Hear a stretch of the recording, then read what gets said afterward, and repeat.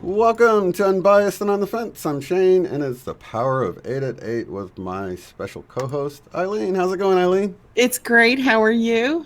Oh, man, I'm still high-vibing from the Mandela Effect conference. I bet.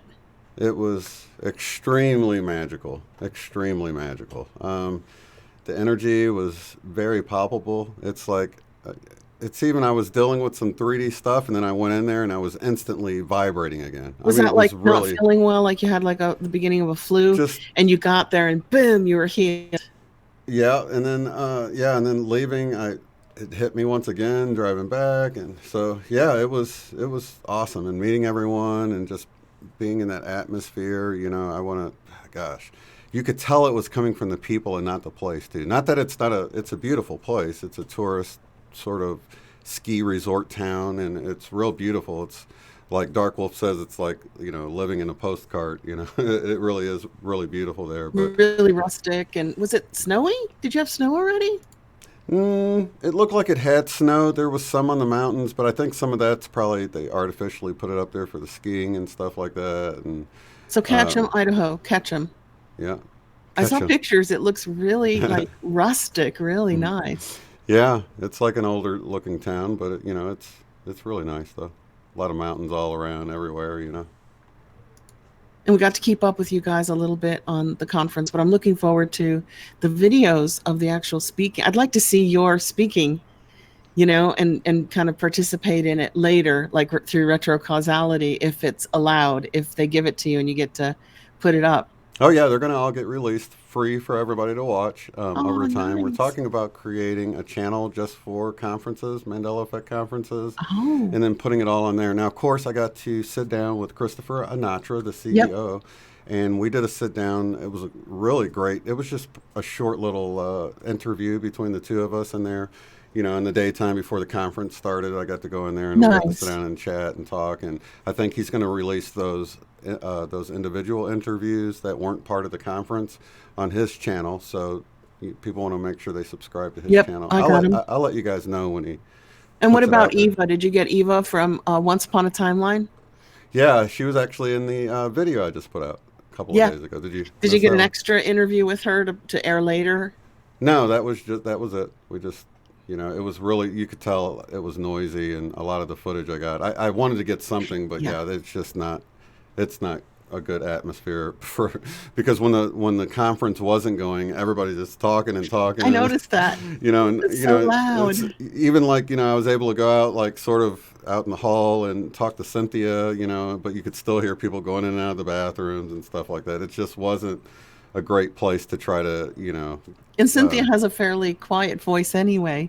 She's not a boomer, Yeah, and I'm going to have her on. Sweet voice. I want to say Wednesday she's coming on, and we're going to talk about that. I was hoping actually to get Paulo and Vanessa on tonight, but I guess I saw that. I didn't hear back from either one of them. I didn't hear back either. I Googled me out of my email for YouTube for a week.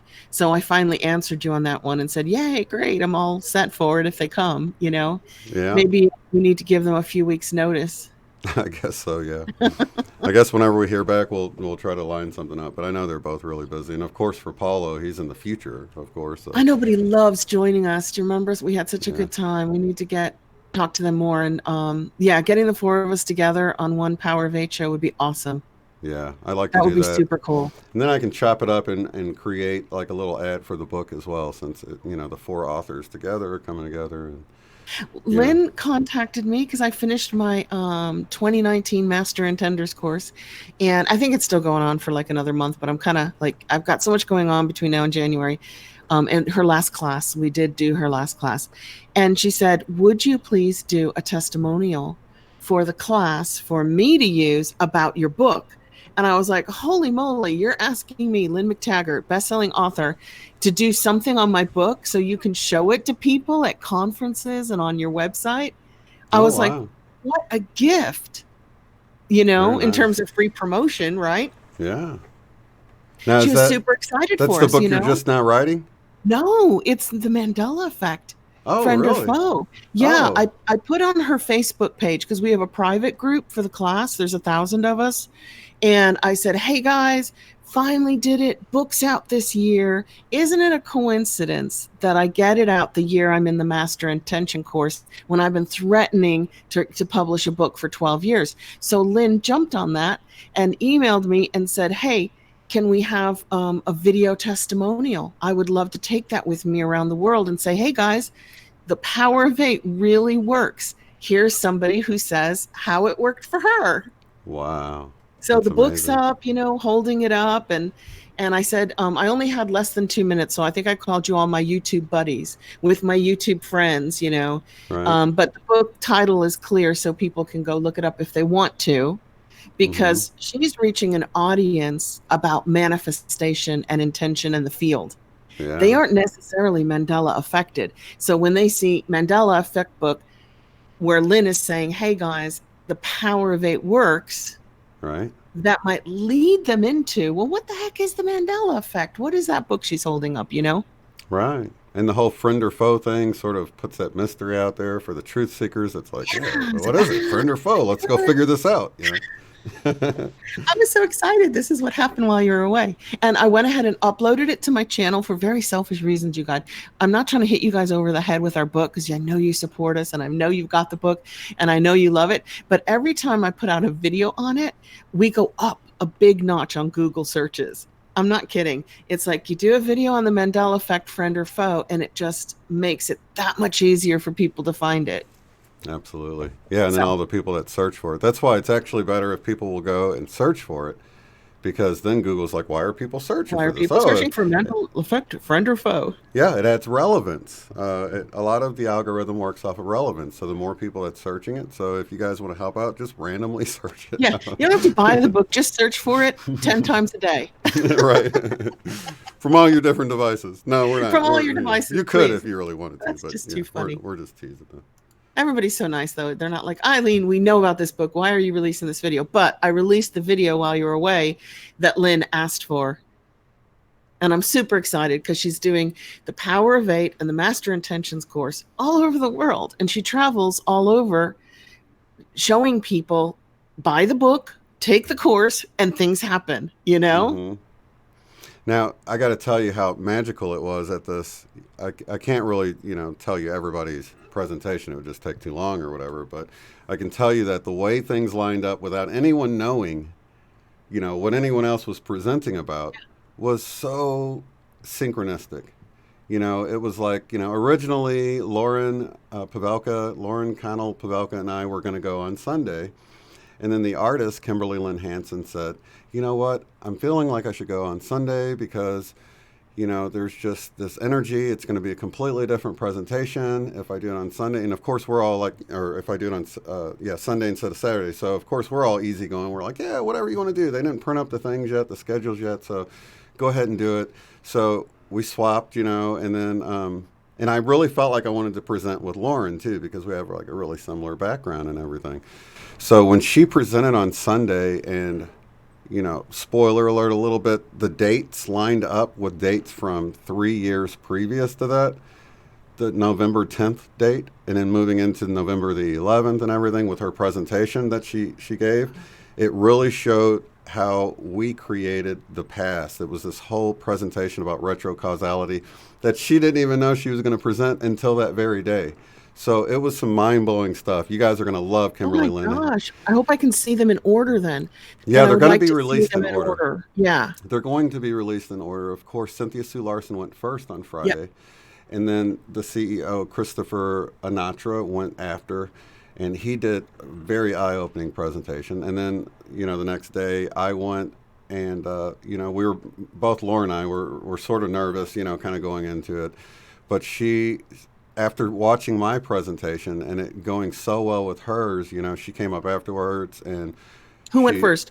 You or Lauren? I went first. Okay. And then after watching her presentation, I totally understood why she came up to me and was telling me about all the synchronicities, because a lot of what I got with the left brain and the right brain with the messages within the Mandela Effect, Uh-huh. she also got. Now, she didn't watch any of my old videos where I talked about that. So Right. So she she just, completely got it separate, completely separate from me. And we didn't discuss our presentations with one another. So when you see the two presentations together, it's going to seem so much like we got together and planned it, but it was that's the amazing. universe planned it, or That God, is or truly source, or amazing, whatever. isn't it? It's like it was meant to be in that order.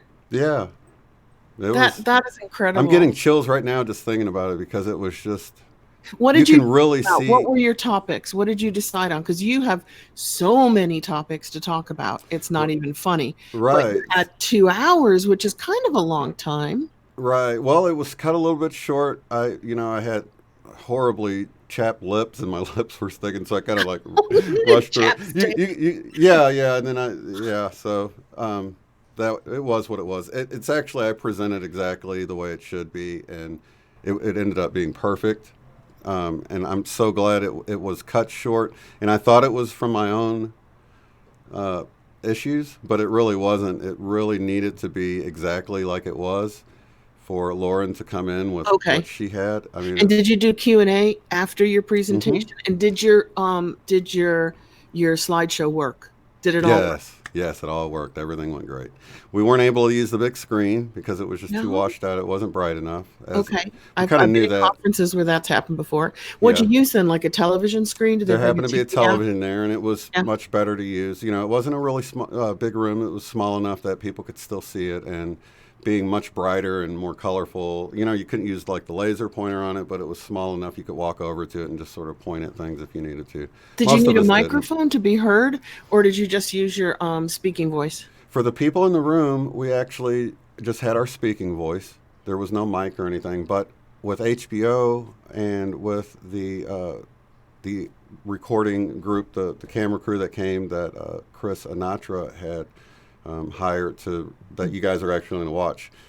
We actually got mic'd by both of them. So we had two lapel mics, but nobody, we had to talk Two. loudly. Now Yeah, tell us about HBO. Did Chris Sinatra? It always sounds like Chris Sinatra, right. like Frank Sinatra. Did Chris Sinatra arrange for HBO to come, or did they just go? We just saw this on the internet, and we're coming. They saw his initial video he did, I believe, from June, when he was talking about, that first video we all watched that he put out. Yeah. So they saw that and contacted him and said they wanted to come and meet him in Connecticut or whatever. And then he was like, "Well, actually, why don't you guys come out to the Mandela Effect conference? It's this Thank upcoming you, weekend." Chris. Thank Yeah. you for bringing everybody into HBO's little show.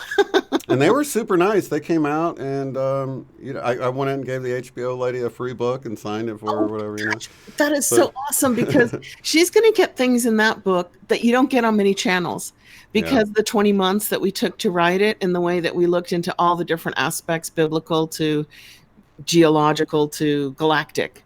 That's right. going to be super cool, because she's got references in there that she can look up for further research. Hmm. That's going to be awesome. I'm so glad you gave her a book. I hope you signed it for her. Did you sign it for her? I No. think I did. I can't remember. I think I might have just handed it to her. But Did you get to do an interview with HBO?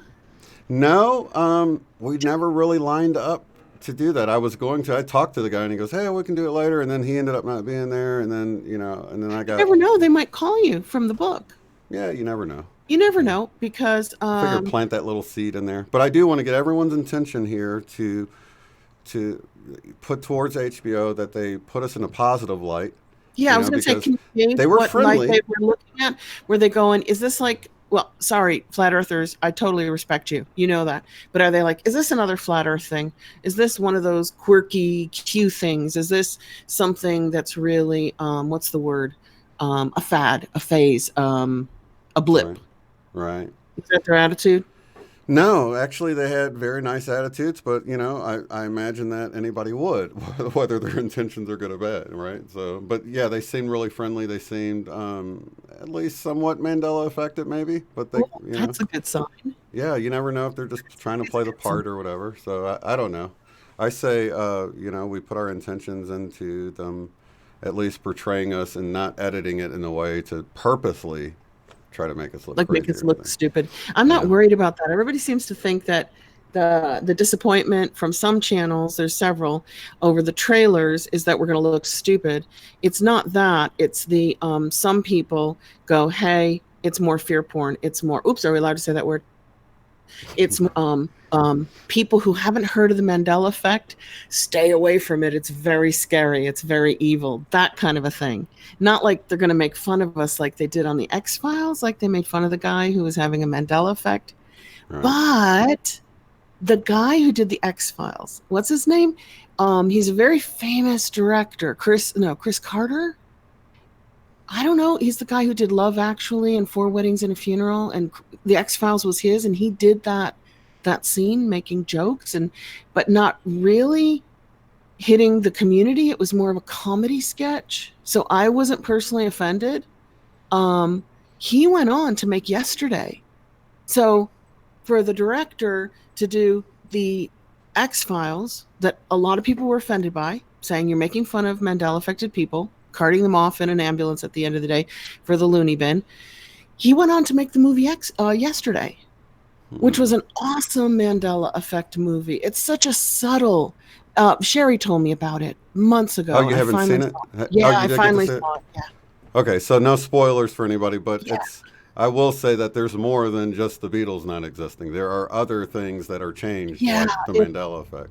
Do you know why that movie is perfect for our community? Because it doesn't say the Mandela Effect movie. It says Right. Yesterday. It's going to draw in all kinds of people. And the main character is like from India, and it's in England. And so that's going to draw in other characters like Slumdog Millionaire and stuff like that, and the Roddy Doyle, movies. And then it's the Beatles, it's about the Beatles. That's going to draw in another community. And then when you get all these communities watching this movie, boom, here comes the Mandela Effect in such a big, beautiful way. I mean, I love that movie. I just absolutely love it. Yeah, that's actually one of the reasons I wanted Sherry and I to do a video on the Easter eggs you can find within that movie, because I figure people that Easter eggs. yeah, like little references to things that people in the know will realize. Like there Yep. was one point when he and is it known that I can't think of the redheaded guy's name I now. can't remember their names in the movie. No, the actual performer. Oh, yeah, Ed Sheeran. Ed Sheeran, right. Yep. So Ed Sheeran Yep. is in the movie and he plays himself. So there's this one scene, though, where there's some Michael Jackson references that Sherry picked up on. One was during that scene, I don't know if you noticed, but they have this glowing fedora on the wall behind them during this little contest they're doing. And it like lines up with his head, like sort of like a Michael Jackson sort of Easter egg, and I then missed it. I missed that reference. there's another one in the beginning where he's sitting down to play on the piano "Let It Be" for his family. Oh, You yeah. remember that? That scene. Okay, so do you remember when the dad got up and said, "Carry on, Jacko," and he hits Yeah. him on the back? Yeah. Michael Jackson reference. So we got two references right I'd there love to see your video on that. You guys have to throw that together. That right.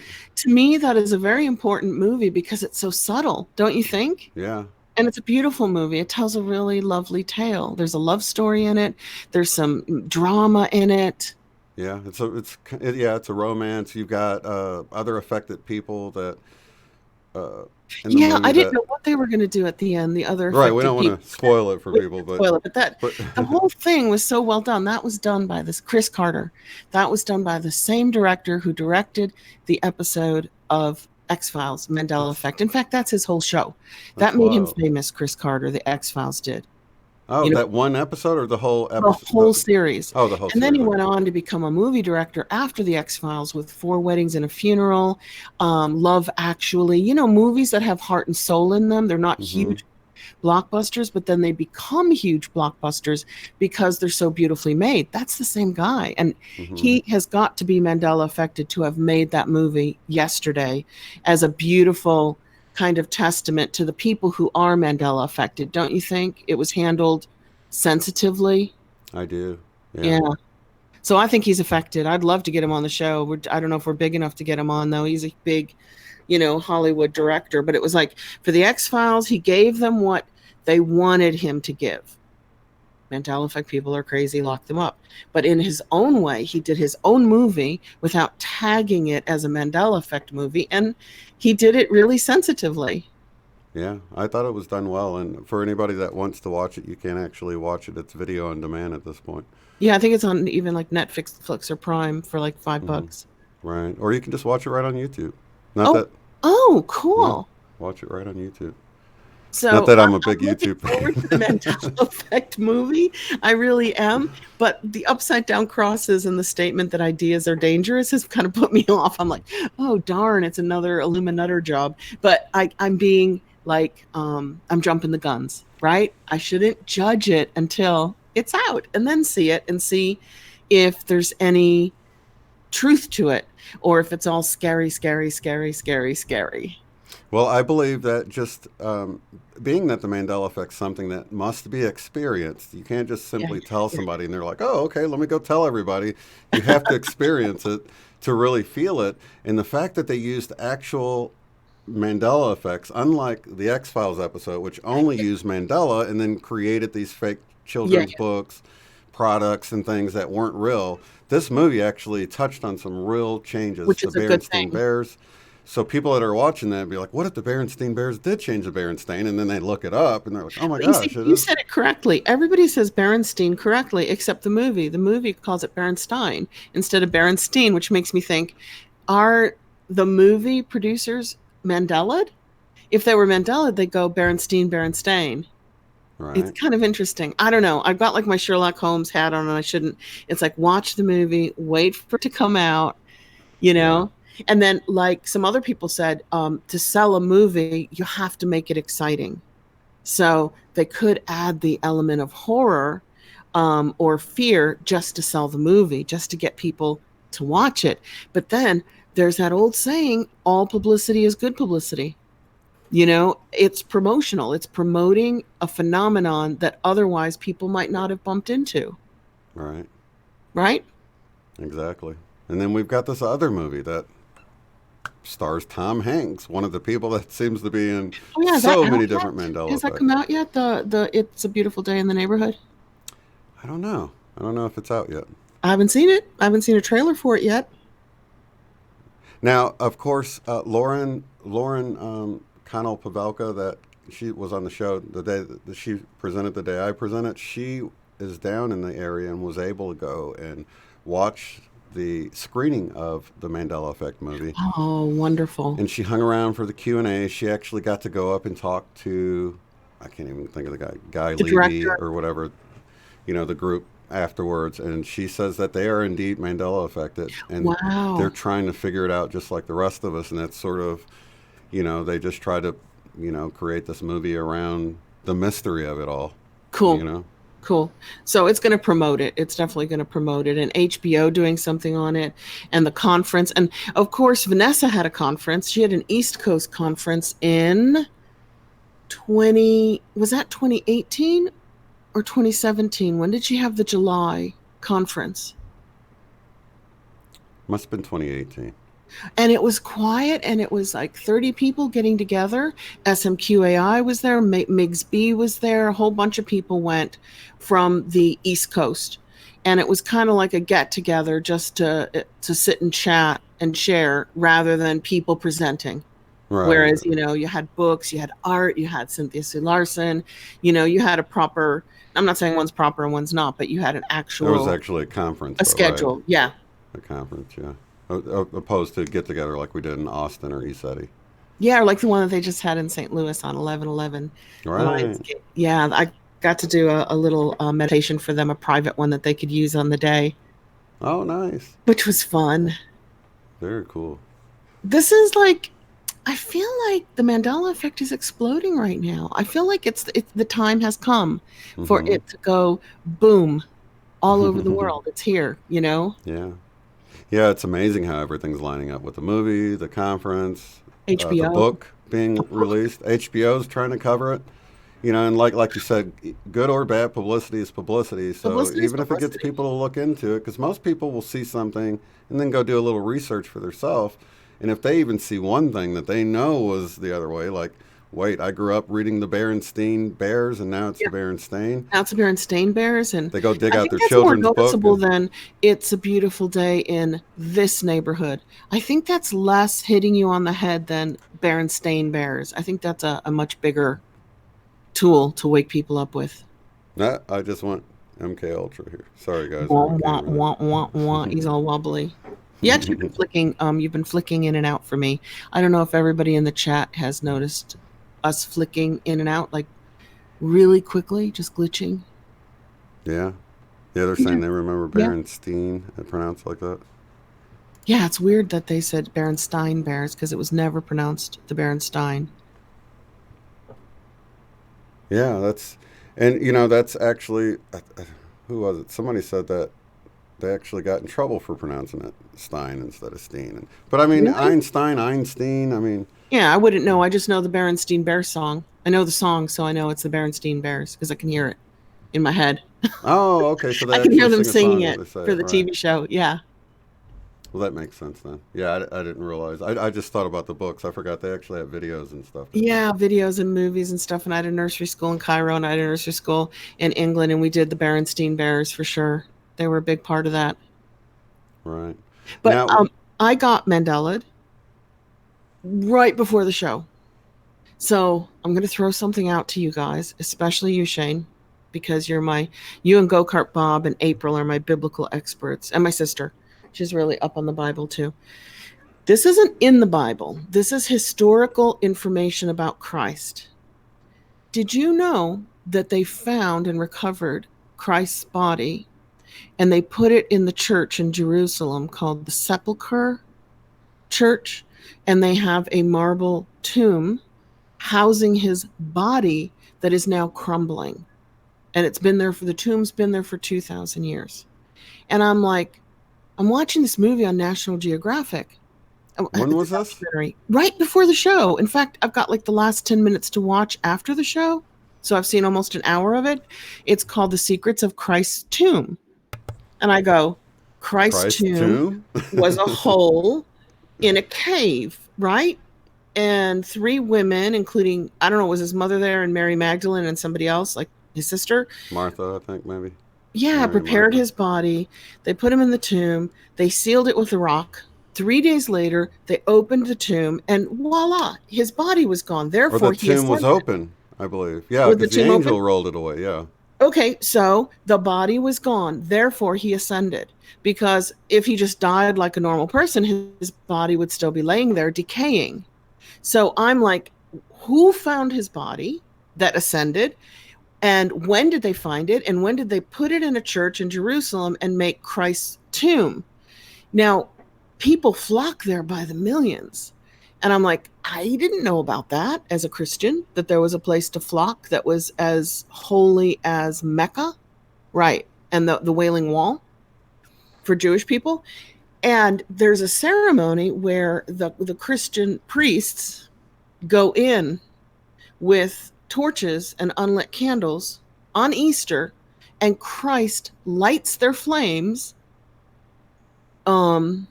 metaphysically, and they walk out with the fire of Christ, and they give it to the people, and they have a big parade, and there's fire, and it's called the flames of Christ. So my head is swimming in, I am not from this planet, this timeline, this version of Earth didn't have those things for me as a Christian growing up. Because if they did, I lived in Egypt, which is just on the doorstep of Jerusalem. My dad and I could have gone over for the flames of Christ, right? We could have visited the church and things like that. So, Shane, did you know that they found Jesus's body and that it's in a marble tomb? No, definitely not. That's definitely not been on my radar. Matter of fact, we had a guest on that did this whole documentary about Jesus' time in India. I can't even, I apologize. I think Paul Davids? Yes. Paul Davids. He did this documentary. You can go watch it on Amazon Prime if you have that. You can go watch it. It's called Jesus in India. You go watch that, and they were talking about how they found the tomb in India. This was the only tomb I've heard of, right? And they knew it was his because it was buried east to west, and in the tradition in India, they bury north to south. but the east to west one also had a cross on the tomb, and it was supposedly Jesus's years after all of the crucifixion and all that. He, went because to I India. heard of Jesus's secret years in India before the crucifixion, when he disappeared and Right. studied Eastern mysticism with the Essenes, and then came back and became the Christ. And I heard also of went to the pyramids and all of that. Yeah. yeah. Right. And that was his missing years between where you hear about him at 12 years of age at the synagogue and when he reappeared when he was like 30 or whatever and began his public ministry. So there's this, almost 20 years. Right. There's almost 20 years that he supposedly traveled around to the east, to the far east, and also to the pyramids at Giza, and went to those mystery schools and did all of this stuff, traveled all over the place, becoming the Christ that he was later. And then came back and created his ministry with his apostles, and then was crucified. If that happened, how did they get his body into India afterwards? Well, okay, so that's where it splits off into all of these branches. Of course, there's the official story that he was crucified and he rose again. So that would make him alive at that point. And then if he had this transfiguration where he turned into this light body or whatever and ascended, possibly went there after that, if he, of course, that wouldn't fit into that story if he ascended to heaven. Yeah, because ascension included his body for some reason, which made him a special ascension. We die and our souls ascend and our bodies stay behind. His whole body went with him. Right. But of course there's the twin, which his twin James. Well, James was his, I think the twin was Didymus, I'm not good on the names right now, but it was the work of, if anybody wants to look into it, the work of Joseph Reyna, who I had on, who did a pretty good expose of the fact that they swapped Jesus out. It was like a false flag, basically, where the twin went in his place voluntarily and was crucified. And then the Jesus that appeared to the disciples later was the real Jesus. But then that doesn't fit with the story of the holes in the hand. So there's so many different versions of that story. In which version was Jesus's body sitting in a church called the Sepulchre of Christ in Jerusalem for 2,000 years? Not my version, not yours. No, what about April? No, that doesn't what about fit. Bob? Out of all of the things I've heard about that, I've never heard of that one. I've got to get this documentary to you because my head was spinning today. I'm like, I got to go on air and I've got to watch this documentary after. I've got to finish it, but I've got to ask Shane, did I miss for 58 years that the Christ's body intact is in a tomb in Jerusalem? Can I give you the quick history of the tomb? Sure. Oh, if I remember it correctly, I should, because I just saw it 30 minutes ago. Mm-hmm. So, he was buried outside of Jerusalem in caves, which were commoners' caves. So they brought you in one, obviously not his, and they showed you what it looked like. It was hewn out of the rock, and there were little platform tables everywhere so that commoners could go in. You could lay your deceased loved one on a rock bed that was lifted up like a table. And then when you think that it had decomposed enough, you could go in and collect the bones. You could take some bones home. You could give them to relatives. And then they had little catacombs off to the side where you could put their bones. Okay. It was a very unusual program of burial. Mm-hmm. So there were individual rocks that you could slide in front of a particular table if you wanted privacy, so people bringing their dead loved ones in didn't look at your decaying loved one. So the rocks were small and movable. I always imagined a big boulder in front of a single cave where Christ laid, but they take you into the catacombs and they show you what they actually looked like. Okay, so this site outside of the city walls, in 200 AD, Hadrian, who was persecuting, killing, and sending Christians to the lions and the bears to be eaten in Rome, during those games, those sports in the Colosseum, he built a temple of Venus on top of the supposed tombs, commoners' tombs, where Jesus was left and where everybody went to see him 3 days later and his body was gone.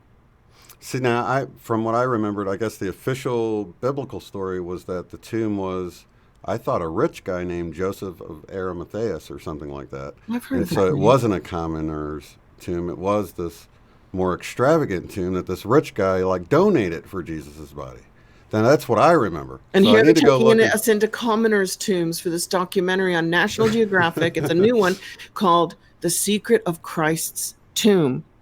Okay, that's another Mandela effect then for us, because then in 300 AD, Constantine, I always get him mixed up with Augustine, was it Constantine, became Christian, and he tore down the Temple of Venus, and he built the sepulcher of Christ on top of it. On top of the tomb of Venus, on top of the commoner's tomb, where Jesus supposedly was interred.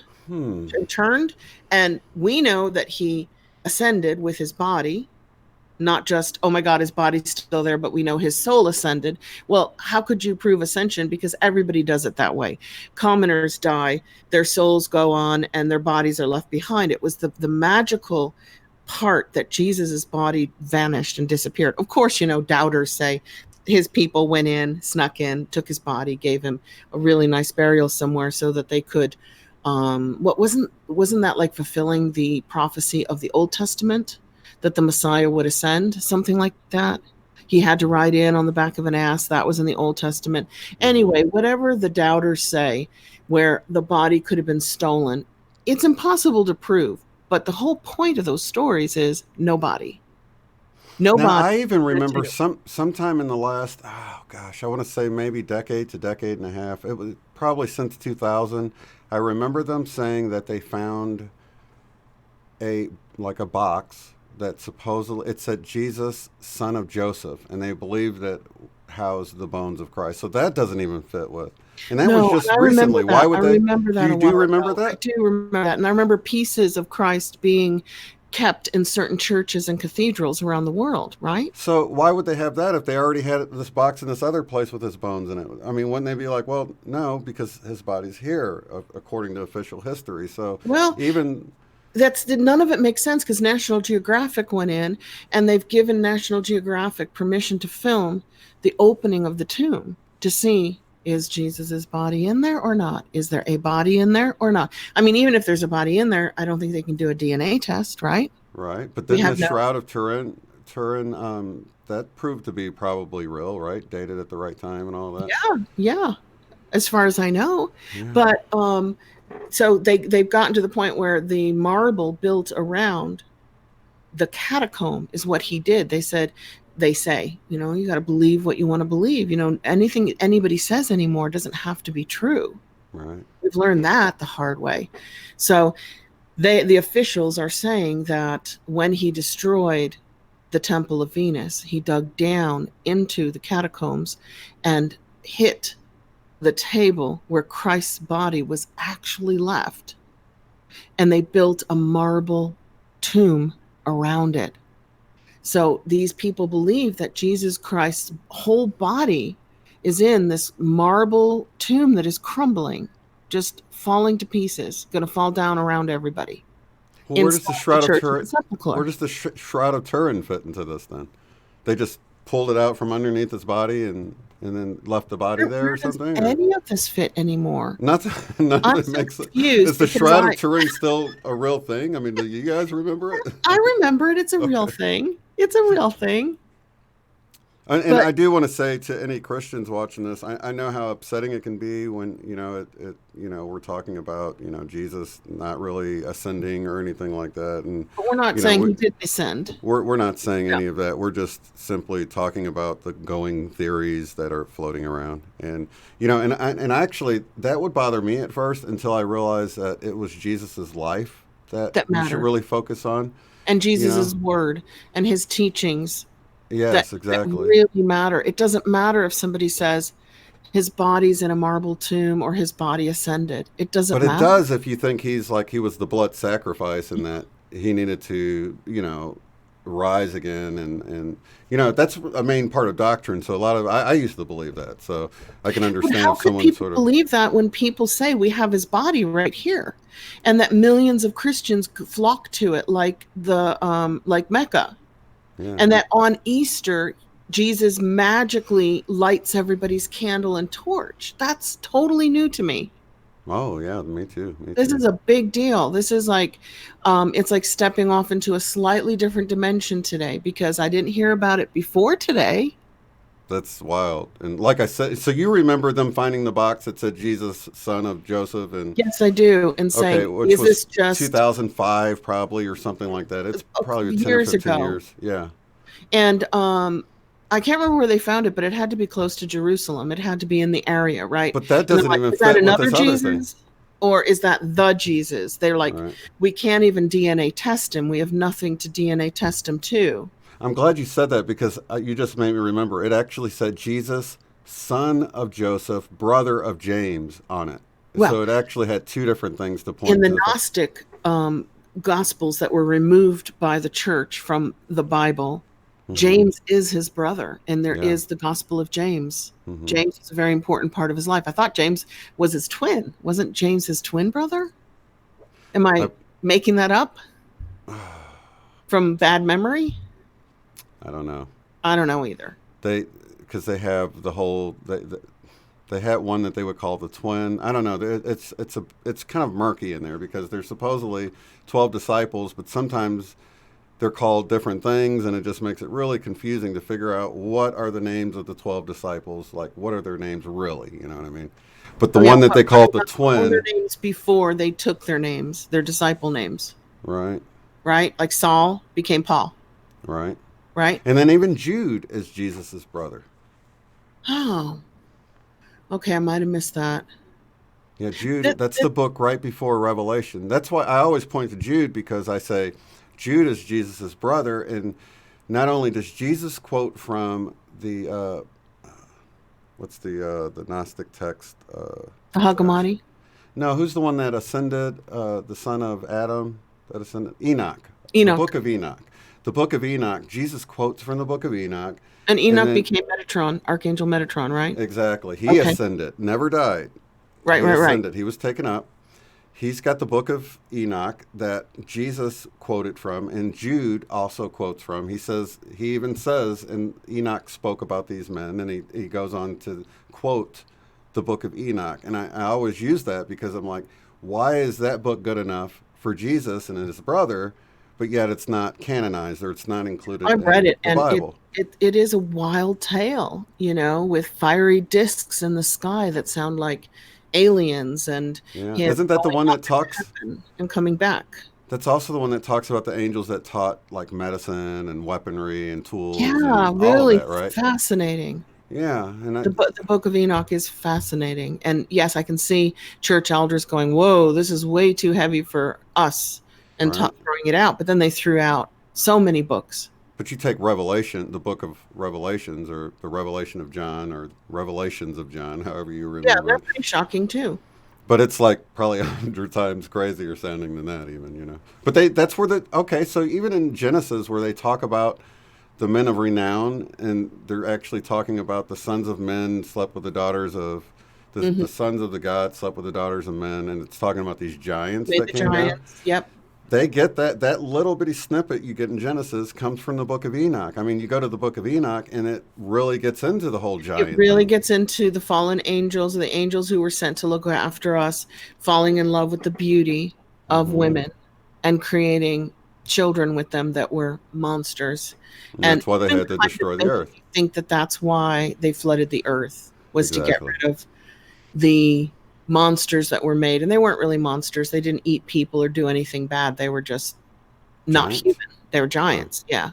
They weren't Cyclops, though. They weren't the giants from the Iliad and the Greek Homeric myths with the one eye in the middle. But that's interesting. The giants. But they're more like Goliath, right? Yeah. Wasn't Goliath one of those? Yeah, sort of? Goliath might have been like one of the giants. Yeah, I think he was like 9 foot tall.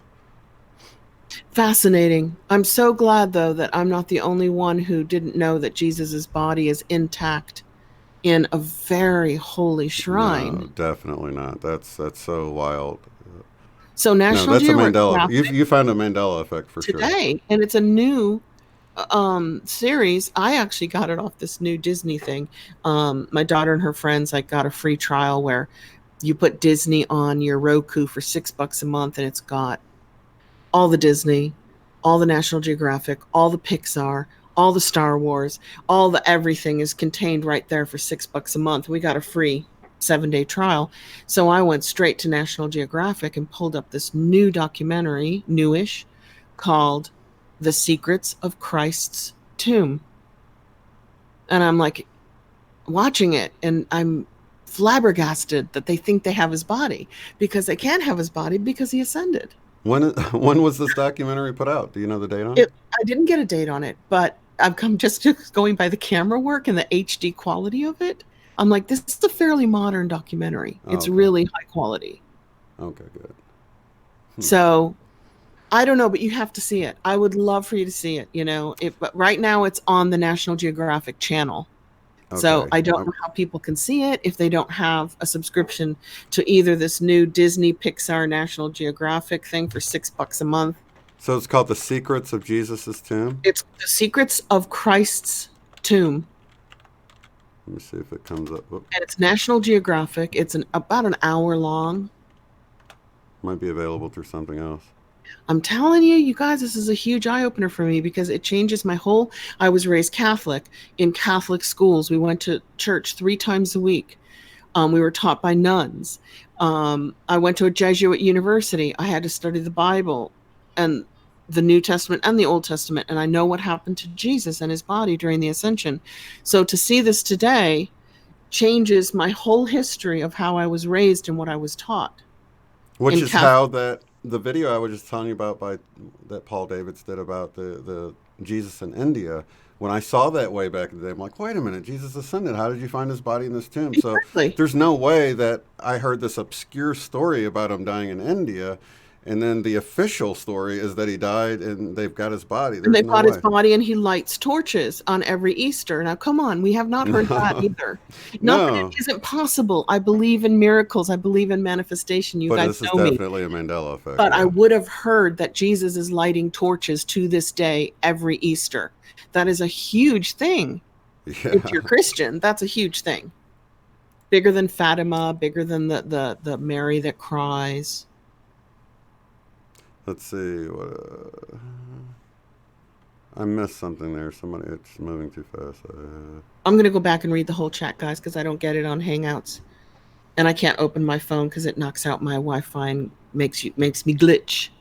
I don't want to glitch.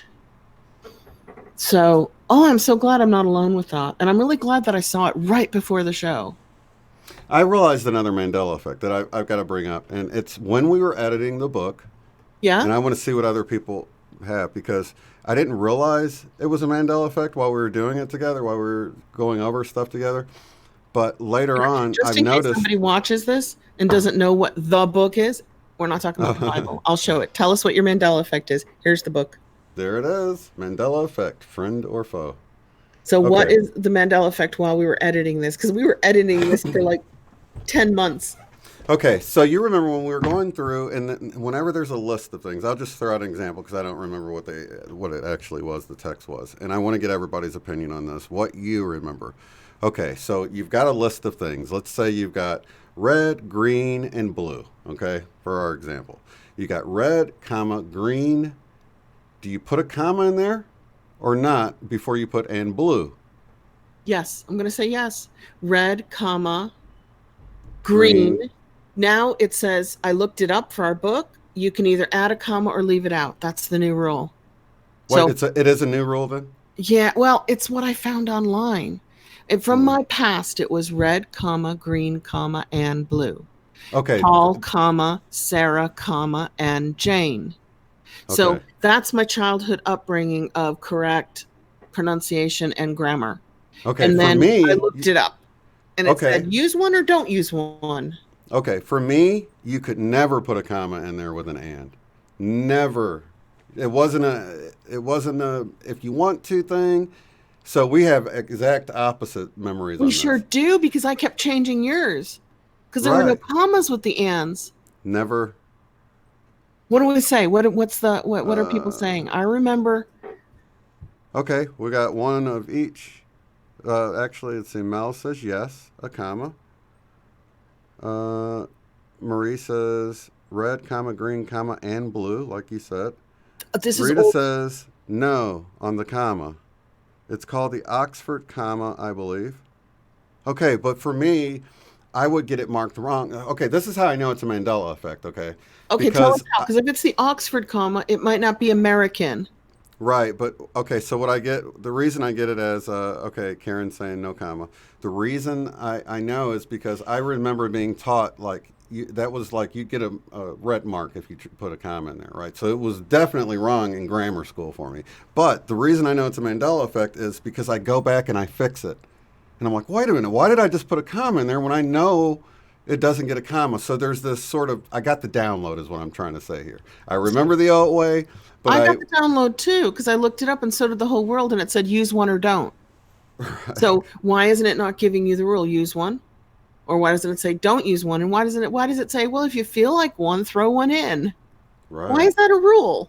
And then I remember typically when I would write something, I'd write, if I had a list of things, I'd have to go back. If I didn't realize I was on the last item, I'd have to go back and erase that comma and put and instead of just putting the comma in there and then putting, okay, and blah, blah, blah, that's the last thing. And then realizing it at that point that it's the last thing and having to actually go back and erase the comma. And they're like, oh, I got to erase that comma. Okay, so it couldn't be left in I'm there. 58. So going back to early grammatical teaching, if Shane and Eileen did something, there was no comma because it was two separated by an and it became one thing. It became one unit. They did something. But if Paulo, comma, Shane, comma, and Eileen did something and it was three, then you use the comma. So even my memory of it is specific, but slightly strange, if you know what I mean. Right. And the way I remember it, if it was the last two, it's just an and. So whether it's only two or more than two, the last two just has an and in between.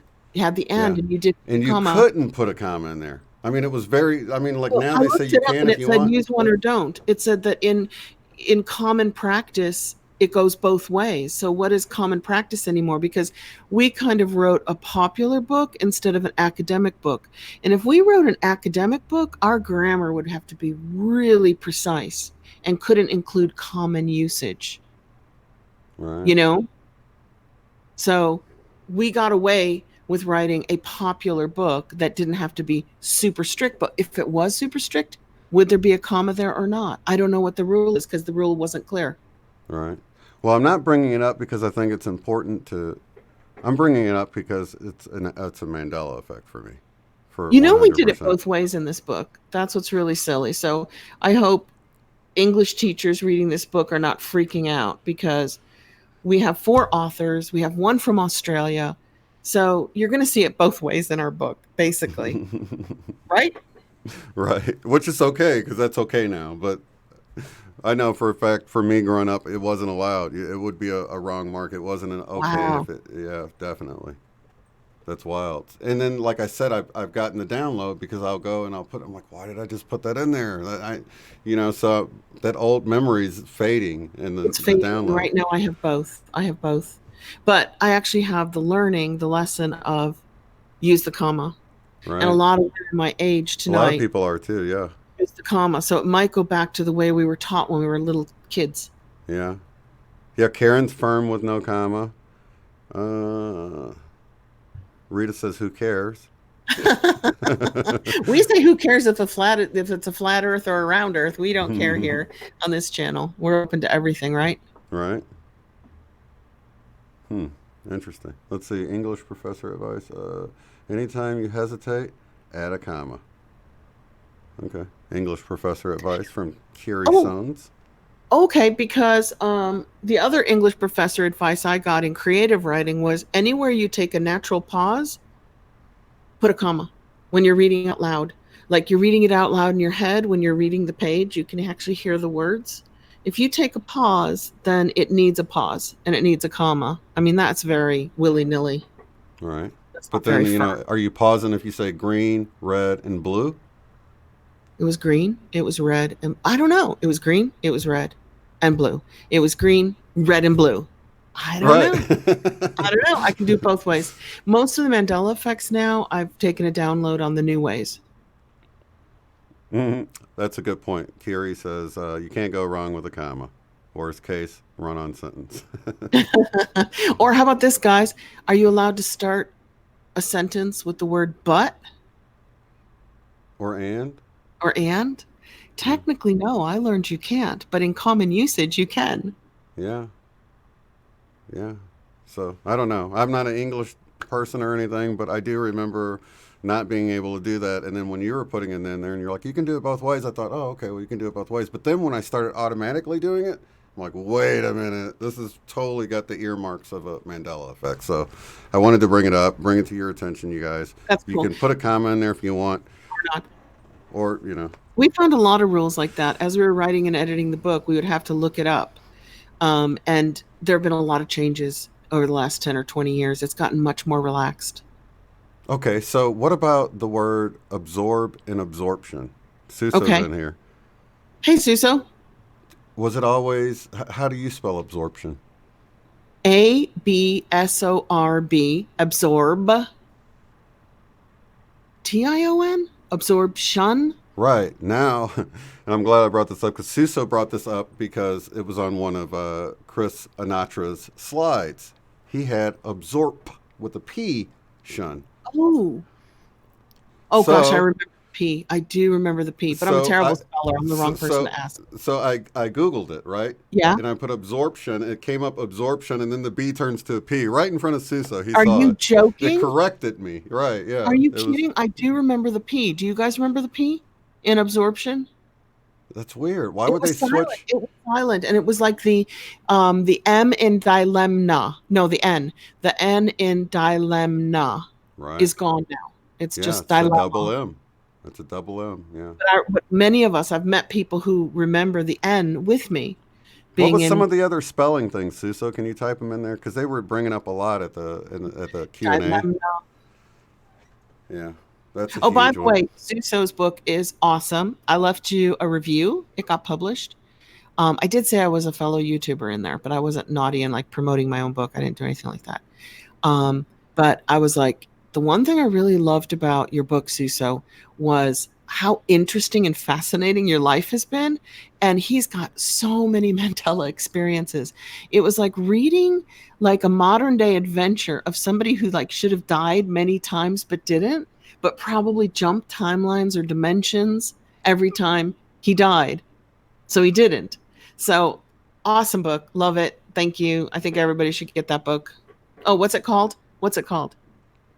Alternate Mind over matter.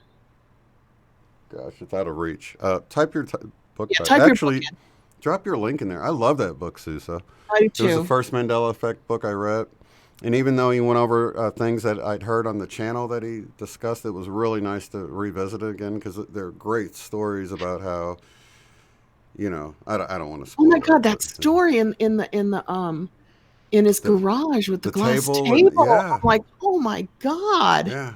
Really interesting adventures and scary and cool. You know, it's just a really good book. But I didn't read your book until I published mine because I didn't want to like mess up my mind with friends' ideas. I wanted to get my book out and then read other people's books on it. Kiri's saying observative. It's not a word. Is it observant? Observant. Observant. Okay. Mind beyond matter. Mind beyond matter.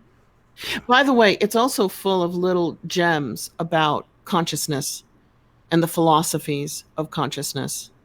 And you just kind of like slip them in there throughout the book. So it's not like reading a heavy book on philosophy, but they're just thrown in here and there, which make it really quite a spiritual book, quite a spiritual read.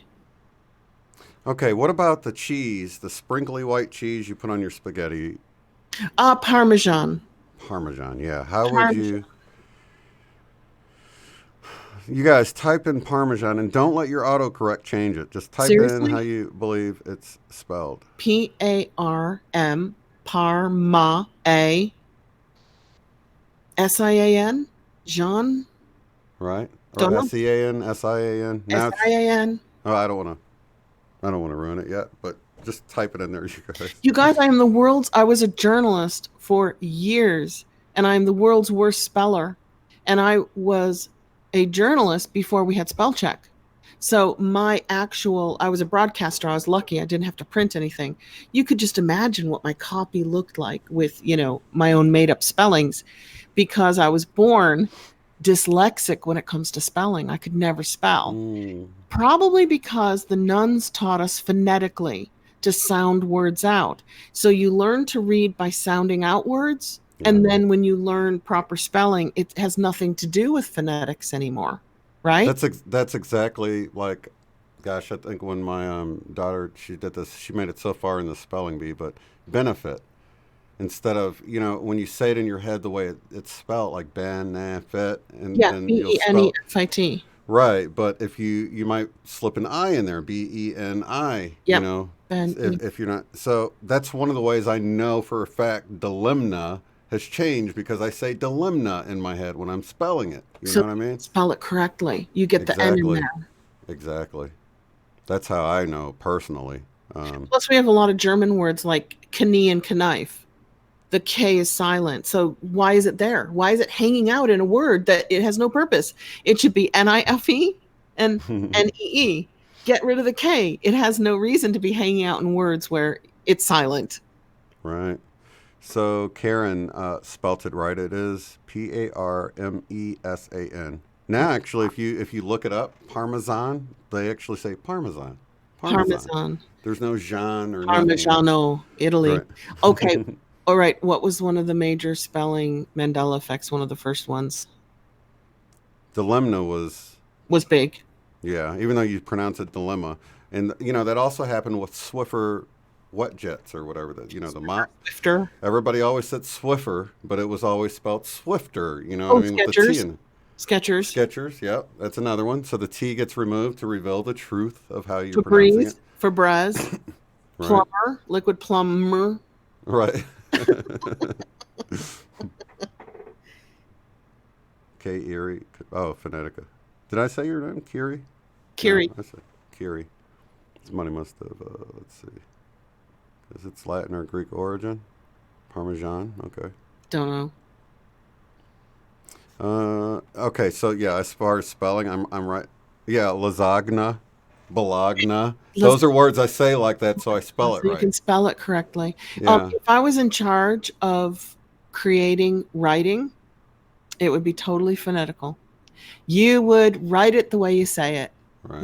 And kids could learn it so easily because they'd hear their parents and their friends saying it, and then they go, what actual letters are used to say it? Make those be the same word, the same letters you use when you write it. That just makes common sense to me. Right.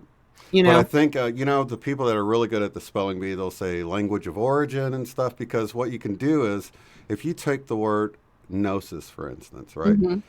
It would be pronounced gnosis because there's a G on there, right? It's good to know you. Yeah.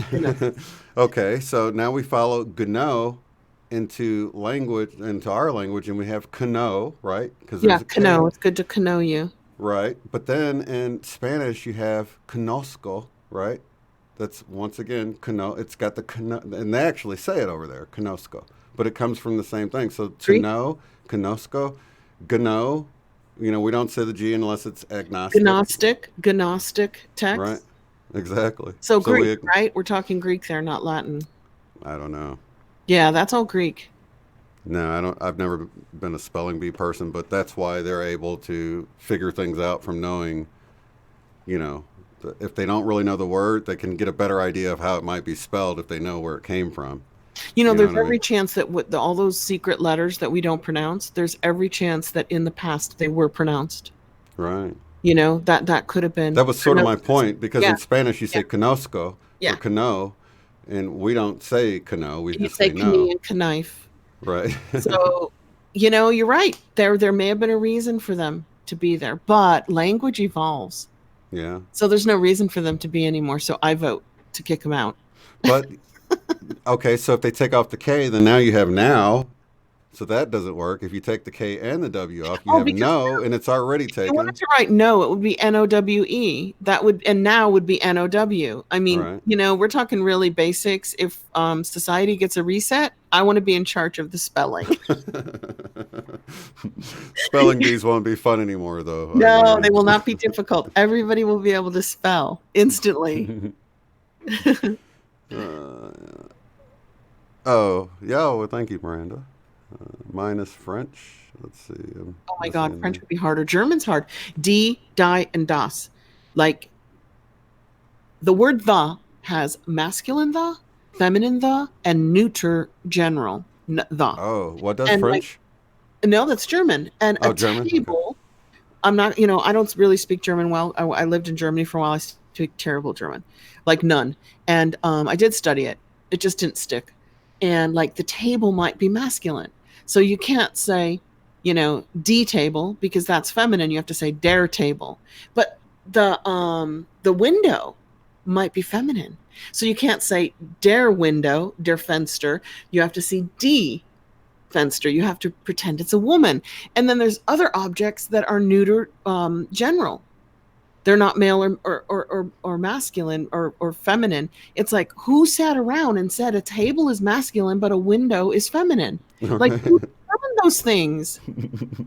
It's like that with Spanish. I had no idea there's in German that they do it that way, but I know French. Oh my gosh. Nothing looks like it's said. And nothing spelled the way it said. Right. French. Yeah.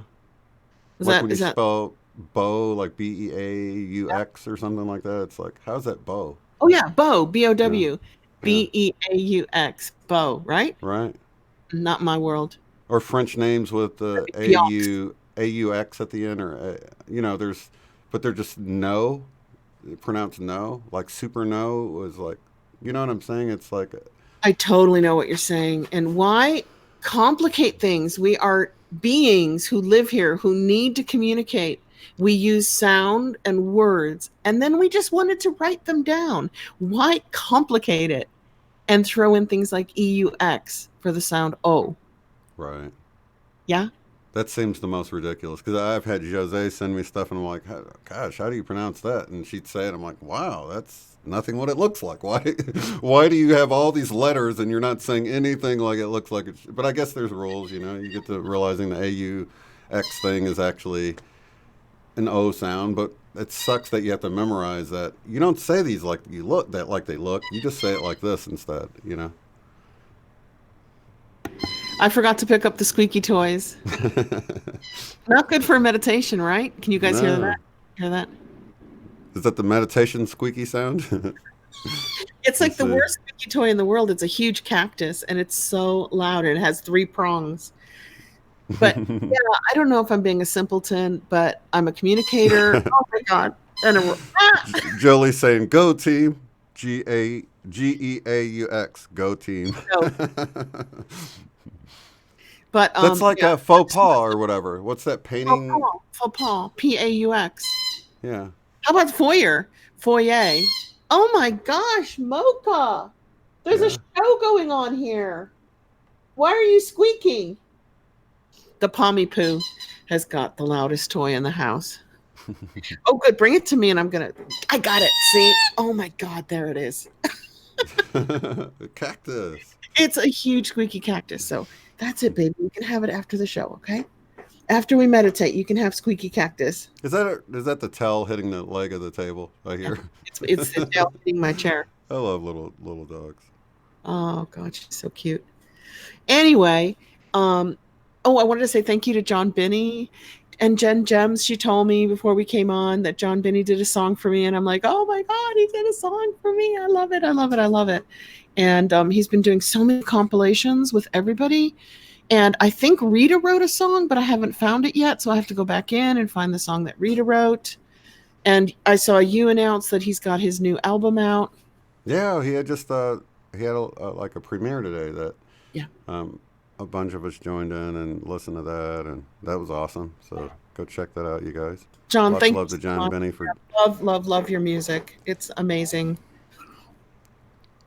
And what wonderful else? Soul. April Lunsford would like us to do a meditation for children again. It has been quite a long time, but she said instead of just asking and really, really intending that children are well cared for and fed and have safety and shelter and water. She said, can we also intend that they have magic in their life, that they have blessings in their life, that they have inspiration in their life, that they have music and art and play? She's like, there's a part of childhood where you can tick all the boxes for food, water, shelter, but there's still something very important missing. So I'm like, yeah, we could do that. What do you think about that? Or did you have something in mind for tonight? No, I'm always for doing something for the kids. That's awesome. Okay. So I would love to do that for April. Thank you, April. And that's a great suggestion. I'm thinking in January of the power of us. I know we love the power of eight, but we have steered so far from it with our light meditations and our guided meditations, because the power of eight is about breathing in through your heart 3 times and then being silent for 15 minutes. And then you're all joining in on the same thought. Mm-hmm. So our meditations, although we employ a little bit of heart maths, a little bit of esoteric healing, a little bit of theta healing, a little bit of Ho'oponopono, right? When we breathe in love and we exhale forgiveness, that's Ho'oponopono, and a lot of power of eight. We're utilizing so many different styles here, and it is a guided meditation instead of a 15-minute silent intention, because we couldn't do that well. Right. On a YouTube show, people would tune in and go, there's no sound for 15 minutes, I'm out of here. Right. So, but we do want to thank Lynne McTaggart for her research and inspiration, because she inspired us to do this show. So even though we've strayed from what she's done great work, and we definitely recommend getting her book because it's packed full of scientific, research. It's not woohoo stuff. I mean, she's right on the money with. It's mind over matter. So like your book, it's scientifically proven how our thoughts combined with our feelings, and even if you add a little action to that, it even helps. But just your thoughts and your feelings changes the world around you. Mm-hmm. So that's actually somebody that left a comment about that. The began to pray. Did you see that one? Yeah, I left that comment for you too, because I felt like your video today was awesome. It was saying, are there messages? I've done this before, and I've said there are some messages that we're getting through the Mandela Effect. And I felt like the last one that you and Sherry showed us at the conference, like the began to pray and the pretend to pray, like maybe in the early Christian church and the early Islam and the early Hinduism and Tibetan, whatever, people really prayed, and that it's become such a chore and such a habit that now we pretend to pray.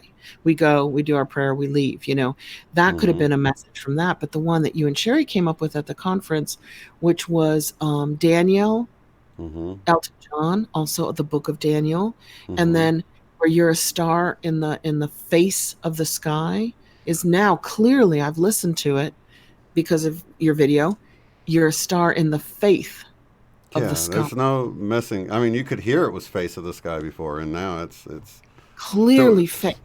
There's some other ones Sherry and I found. We were like playing this game, and we found like, I want to say like 4 Mandela effects, but we'll put those out in a video because it was really cool, because the song popped in my head. We listened to it. We found a Mandela effect. Another one popped on our phone, and we were listening to it, and it got to this one part. We both looked at each other. We're like, what the heck? We both heard it at the same time. So genuine Mandela effects, and they were just sort of coming to us like.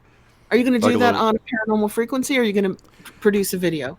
I might do a separate video just because of the, I don't want, just probably do a separate video. Okay. Maybe we'll actually record it right before we go live. I felt like the faith was a message like pretend to pray. Exactly. And I began to pray. It's like have faith. I just feel like, occasionally we don't get those messages. And your whole video was like, hey guys, we're all moving in this. We're going in the right direction. Have faith. We're learning more about our existence, and we're learning more about the matrix that contains us. That's all good. That's good stuff. It's good to know who and what you are, and it's good to know what you're living in. Yeah. Absolutely, yeah. Yeah, the one that, the pretend to pray. It reminded me of that scripture Jesus wrote. Jesus said, Matthew 6:7. It's actually right before the Lord's Prayer. Okay. Right before the Lord's Prayer starts, he says, don't pray like the pagans pray.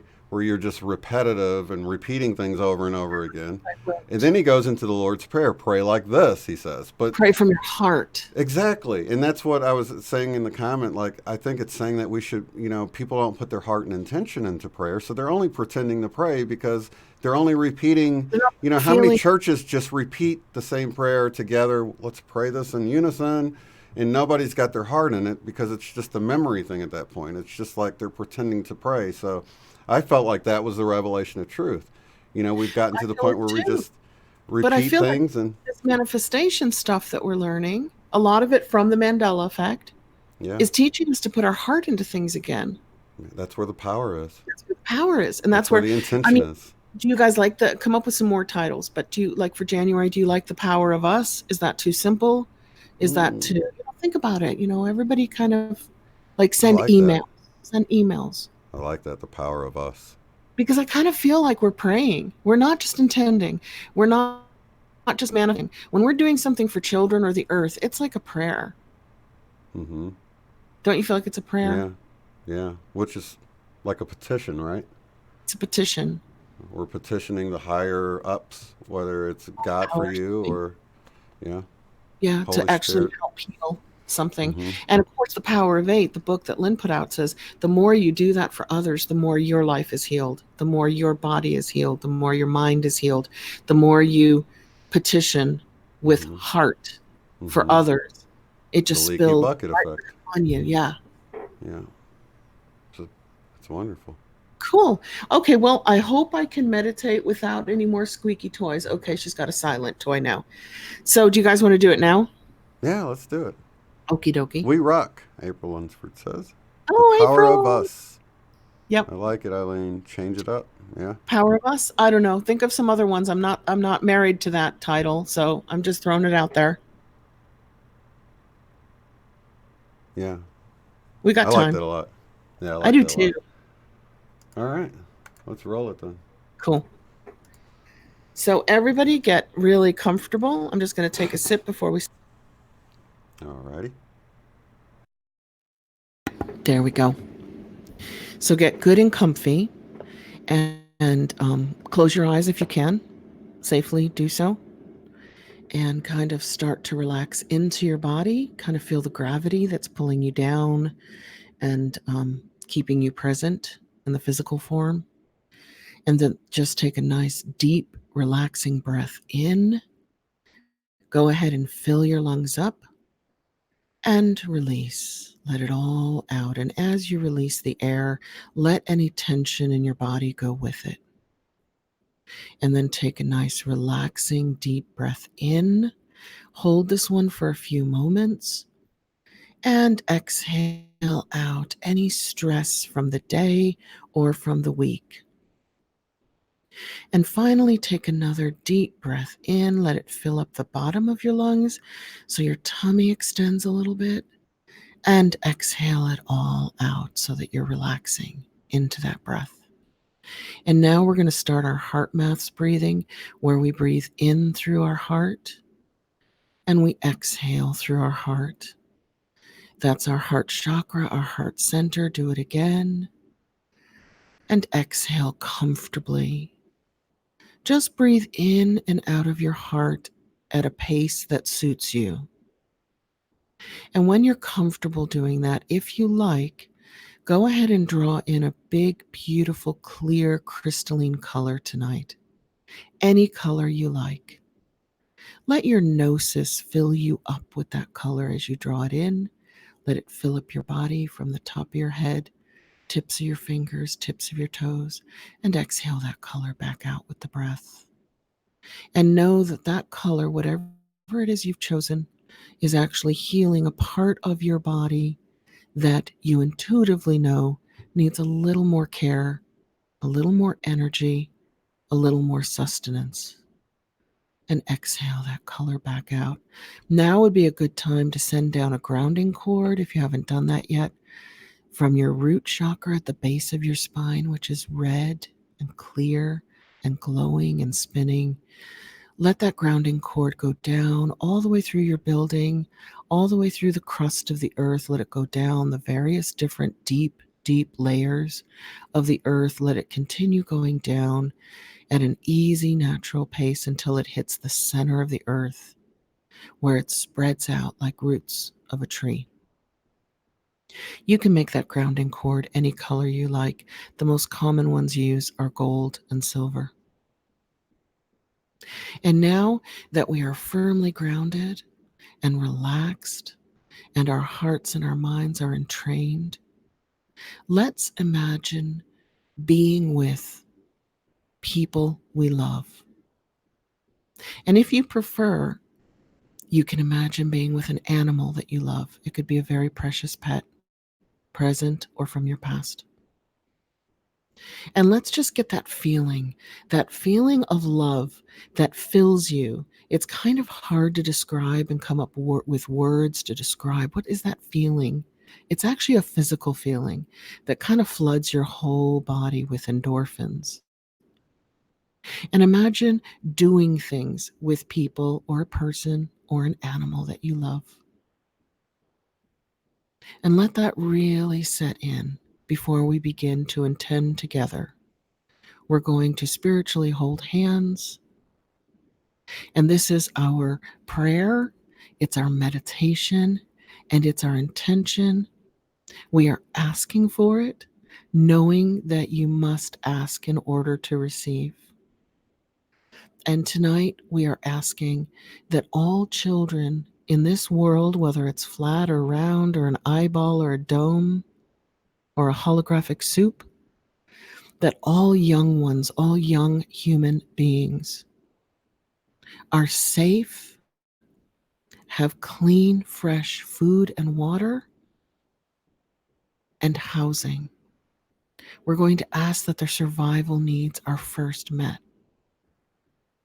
In every country of this world that we call Earth or Gaia or Maya,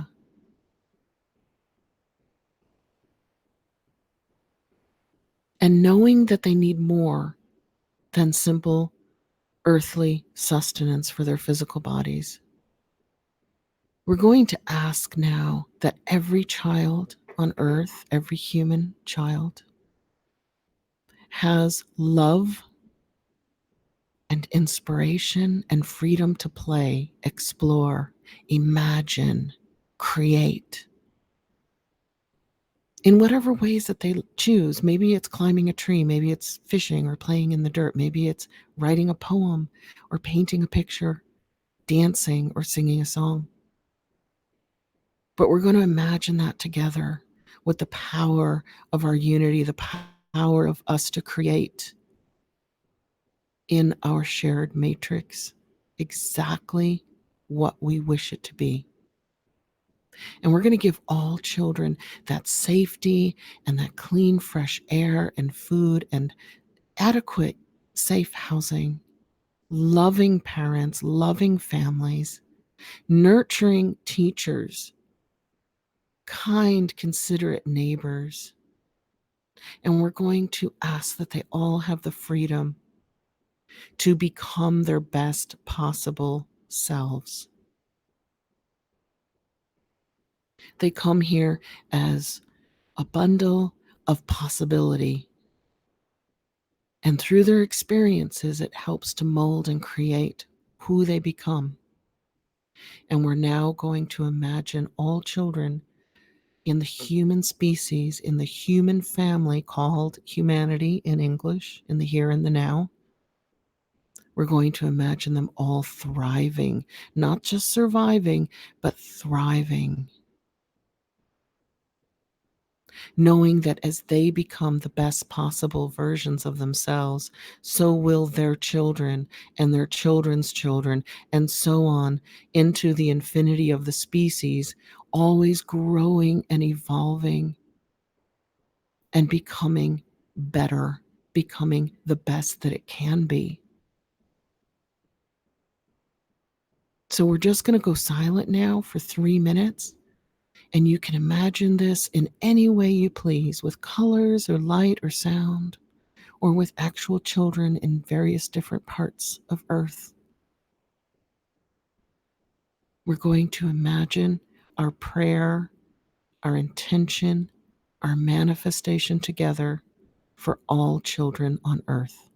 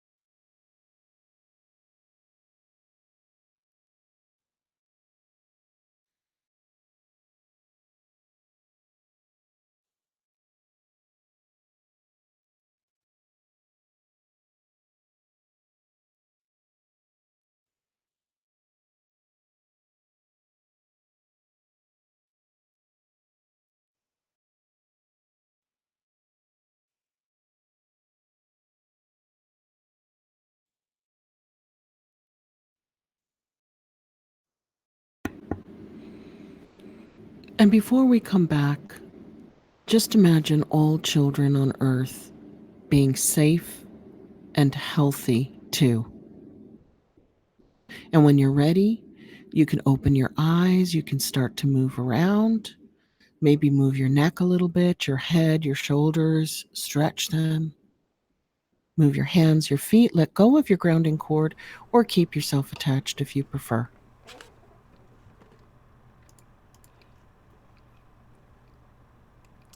I came back a minute early because my computer went black. It's never done that before. I can always see if I open my eyes, I can still see I'm on the stream, just gone. And I thought, oh my God, I've been disconnected. No, you're still here. It Okay, is. well, Is it Mercury retrograde? You guys that follow that sort of thing? my computer just went completely black screen, gone, no light. Oh, is it plugged in? Yeah, that's what I thought. I thought maybe it's plugged in but not plugged in. You know how when it looks plugged in but it's just slightly out? Right. The computer can just die. Well, yeah. Well, my screensaver will come on sooner if it's not plugged in. So I thought maybe I something don't like have a that. screensaver. That would be helpful. If I had a screensaver, then I'd know I'm still live Well, I and that have my mine screen, just go black. I yeah, don't mine just actually. goes black. My screensaver, I just use black. I don't have like something flying around or Me anything too, like that. but I think I need something flying around to tell me I'm still connected to you guys because I came back early. I thought it was gone. It's all good. So yeah, I was just totally imagine little children playing and exploring and being happy and From parts of the world, the Middle East, yeah, Africa, South America, Asia, yeah. United States, Europe, Hmm. Canada, Australia. Okay, so we got some names here. Power of the circle, the Ooh, unity of all. unity We of are all. one. We are one. Oh, I think of a Michael Jackson song when I hear that. Power We, of one. That's good. ooh, power How of about the one. power of all? Power of all. Yeah, Power of all. power of all. Power of us. Okay, we'll just keep those names coming in. We'll decide like the last week of December. I mean, these are intentions, these are meditations, they're live, they're prayers, they're manifestations, they're power of attraction. They're just a little bit of everything. Yeah. Yeah, I'm trying to think of something. I think keeping it pithier would be better. It's a great word. Keeping it pithy, yeah. The power of our unity. That's good. One. Earth healing Well, human. we meant one, like as in like your channel is one. It's not speaking of her. It's speaking of us all being one and being of one accord, like the Bible talks about. For that reason, after doing A Course in Miracles, and then I was like, I need to get my name in there. So then I became one Eileen Cults. Like, I am one Eileen Cults. I'm also one with all of you. One with God, one with all life. The power of all as one. That's good. Yeah, that reminds me of that old joke. Did you know that Jesus and his disciples rode around in a Honda, according to the Bible? No. Yeah, because the Bible says they were all in one accord. Never saw that one coming. So, do you guys want to think about earth healing?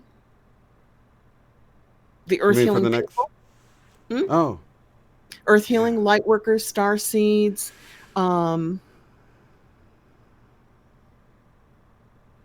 I wouldn't put magic in there, even though this is what the Magi did. The three Magi, the three kings from the Orient, from the East, were practicing alchemy. That's a good one, Suso. The power of. The power of, fill in the blank. Do you know how when you turn the me into water and you look at its reflection, it becomes we? The power of the me. No, I'm just kidding. The we me, me. Another one is you, like as in EWE. Oh, like you. What about? It's got we, it's got me, it's got you. It sounds like you. Yes. You know. One. How about one power? Now, we'd know what it means, but nobody looking at it would know what one power means. Higher power, higher consciousness. We are energizing the earth grid when we do this. We are definitely affecting the entire planet because our energies go down and up and all around when we do this. Our toroidal fields just go wah, wah, wah, wah. So we're earth grid healers, earth healers. Be cool if we can come up with a one word like the show Travelers or something, but yeah. Manifestors. God's minions. Sorry, I just did a Snagglepuss laugh. God's minions. Oh my God, but we would sound too like Bible hammering, Bible thumping. I like that, Mel. Mel says, quantum manipulate at 8. Quantum manipulate. Manipulate at 8? That sounds sinister. What are they trying to manipulate? I'm not going to turn that on. They'll take control of me, you know. Yeah, I can see somebody turning. The power. Ah, that sounds very powerful to me. Quantumers? Quantumers. Oh my gosh, instead of travelers, the quantumers. Yeah, Who said that? Suso. Good Suso, one, Suso. That's awesome. That's awesome. The quantumers. It's nice having this little think tank here, isn't it? The quantumers of one? I don't know. I love it when people make up words, though. So that's why I'm like probably going to vote for the quantumers. But that might put other people off who are more into like peace, love, and. Right. Is it too scientific? Is it too scientific and not earthy enough? This is a pretty good group not to. Oh, quantum.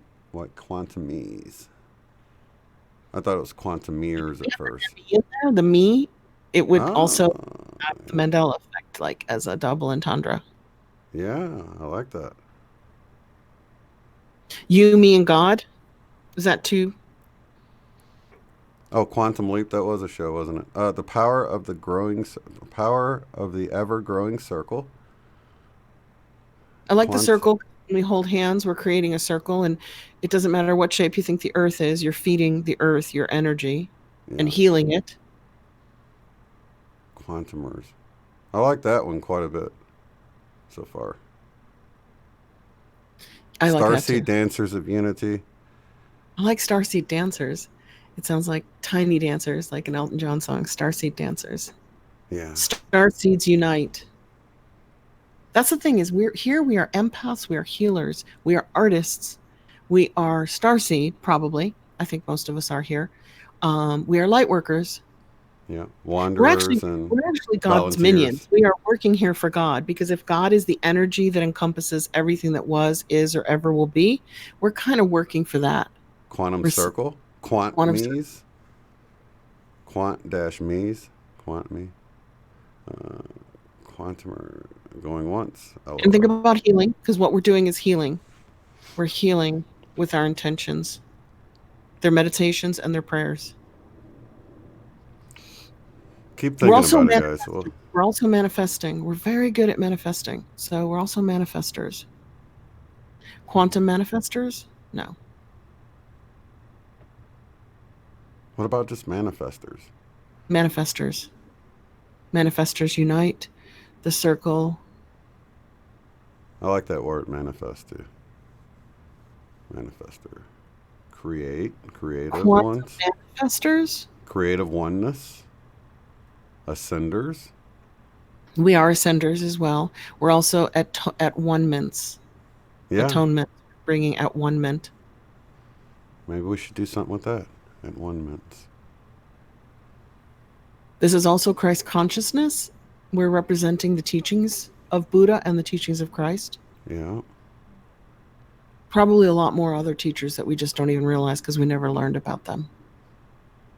Maybe intenders. Master intenders. Master intenders. Master. Maybe combining those in the master. How about quantumers, master intenders in parentheses? So people Manifestors know of one. I like that. manifestors of one. But like if you use the word quantumers and then in parentheses, master intenders, it would tell people what a quantumer is. And they might get sucked into joining us to become a master intender. We're also avatars. I don't know if you guys realize that, but I'm sure all your spidey senses and all these things are coming online now. A bit of psychic, intuitive knowing, messing up with electronics because your electromagnetic field is so big and strong now. Avatars. I like that. We are avatars. Avatars for God. I like that a lot. Quantum avatars. Quantum avatars. I don't Collective quantumers. That's a good one, Collective Alva. quantumers of love. Jolie says, effortless ascension buzzards. Who said that? Who said that? Jolie. Jolie. Oh my God. I love that. That should be a book. If you want to write a book, Jolie, that should be your title. Master manifester, so we could just be M&Ms. M&Ms. We're M&Ms. We're M-E'd M&Ms. That could be good. How about Mandela affected avatars? I'm joking, but it is kind of what we are. Right. And if we use the word avatar, an avatar never calls themselves an avatar, then we'll be negating what we are if we actually use the word. Because if you are an avatar, you know, but you don't have to tell the whole world.